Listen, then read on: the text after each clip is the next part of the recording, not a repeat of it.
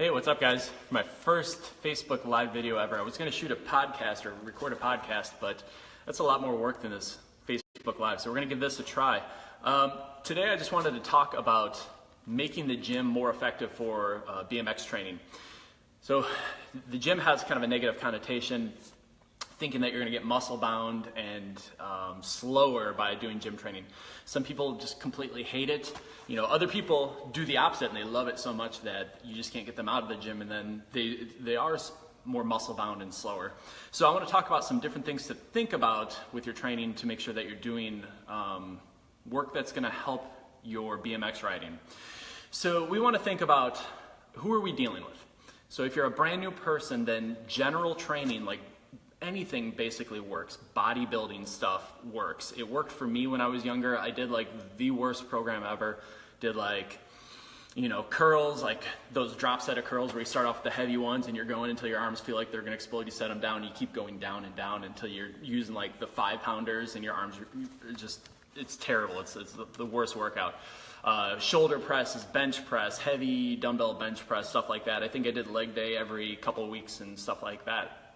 I had absolutely no idea what I was doing, no dynamic exercises or whatever, but I was doing that, and I was riding the track a lot when I was younger, when I was probably like 20, 21, and that's a perfect time because you have a lot of good, you know, testosterone's at an all-time high. You're starting to get into like your man strength in a way. So a lot of that stupid training that I did in the gym, it carried over, and I started going faster on my bike, and I was so stoked on it.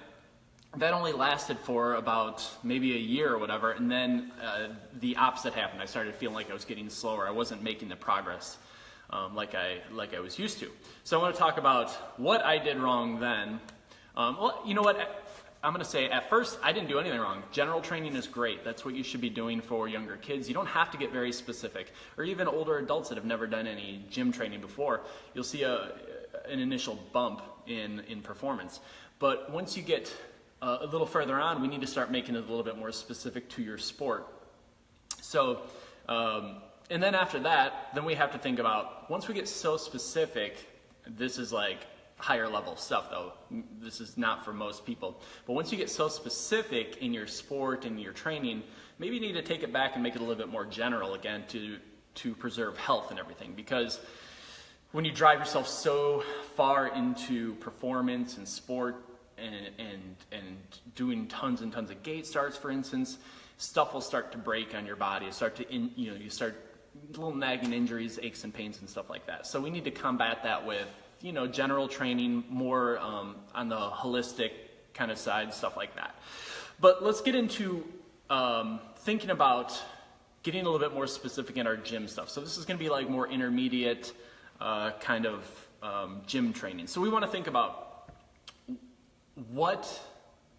how do we get more specific? So here's a better thought. When people go to the gym and they do like squats, so like a squat, for instance, would be like typical thing. If someone posts a video on their Instagram, they're probably squatting it in the gym.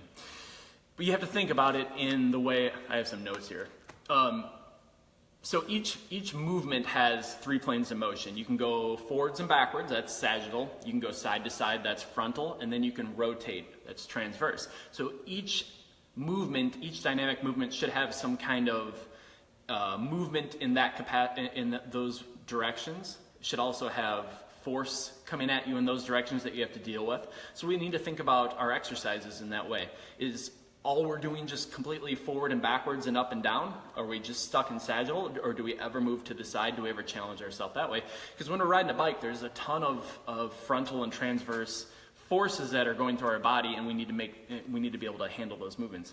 Then you have to think about the 3 muscle actions that happen in every dynamic movement. And a lot of times we think about, you know, trying to drive that pedal down or whatever. So we do a lot of just going straight up, but we neglect the eccentric motion. So one of the movements, one of the muscle actions is the eccentric movement, the muscle getting longer, going down. We need to be able to control that. Then at the bottom we have an isometric muscle action that happens in every movement, whether it's short or long. There's an isometric part of that muscle action. And then there's a concentric that's going back up. So we need to we need to think about all those three muscle actions and not get too far down, one or the other, or train something that we've never trained before. We need to think about, we need to be more velocity specific in our gym exercises. So I'll explain this a little bit later, but velocity is a big thing. Some of the exercises in the gym that we do are nothing like the velocities that we see on the BMX bike, and I'll talk about that in a second. And then force vectors. So the angle at which you apply force is not the same in a lot of exercises that it is on a bike. So let's get into that. So let's talk about like the most popular exercise, the squat, right? So it's done on two legs. And on a BMX bike, yeah, you're standing on two legs, but you're in the stagger stance, and they are reciprocally alternating, right? So one's doing one motion and the other one's doing the opposite motion. So that is completely different, on a bike than it is in the gym doing squats, right? Ass to grass. So if you're not going ass to grass, butt all the way down to the floor, then you're going to get called out on social media for not knowing how to squat. Well, guess what? We don't really do that on a bike.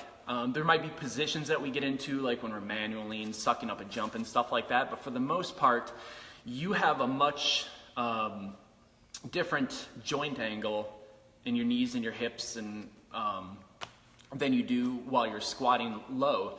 So if you're squatting low, you're going to get down where your knee is bent at like 45 degrees and your hips bent at like 45 degrees. But on a bike, you're nowhere near that. You're at like 120, 130 degrees when you're in your standing up power phase. So you need to think about that kind of stuff. So maybe quarter squats are all right. And I actually wrote an article on that showing that kind of stuff. We want to think about squats as a vertical force vector. So you're going straight up and down. That's a sagittal plane motion. You're going straight up and down. You're driving the force straight down into the ground to lift that barbell up and keep that barbell path going up and down. But on a bike, we're not doing that. We're not pedaling straight down. There's a moment of the pedal stroke where it's going down, but there's also that smooth circle that we're trying to exhibit force is quickly and as strong as we can in an efficient manner. And then we want to think about velocity, right? So on, say, like a really heavy squat, 1 rep max or close to your 1 rep max, you're only moving at like 0.3 or 0.4 meters per second. And what that means is like it might take you 2 to 3 seconds to go from the bottom up into a really slow, deep squat, a really heavy squat. And now that might be maximum force. You might be trying as hard as you can, but you're still moving very slow. On a bike, when you're pedaling at max cadence, you might be turning that foot might be going from the top to the bottom every, it might take a 1/10 of a second or 1/1500ths of a second or something like that. So if we only train heavy squats, we never get to that point where we also are moving the legs really, really fast. So not that slow, heavy squats are bad, but if that's all you're doing, then you might see the effects of that on your bike, on your pedaling.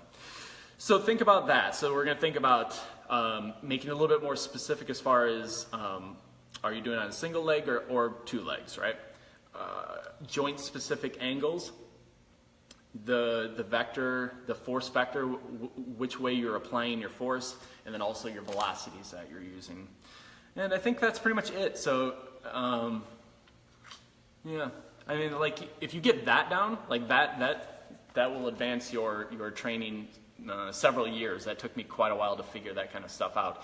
Now, once again, you don't want to go so specific that you're only doing exercises that only resemble riding a bike, because riding a bike is going to take care of a lot of that stuff. But you do want to incorporate some of that specific stuff and start thinking about, what am I doing? Is a squat necessarily going to carry over into my bike riding? Maybe it will when you're newer, but as you get further on, maybe it won't. So that's it. That's all I have to talk about. If anyone has a quick question, feel free to type it in. Otherwise, I'm gonna peace out and go drink some coffee. So cool. All right, that's it for now. Feel free to leave a comment or whatever, and maybe I'll be doing some more of these. See you guys.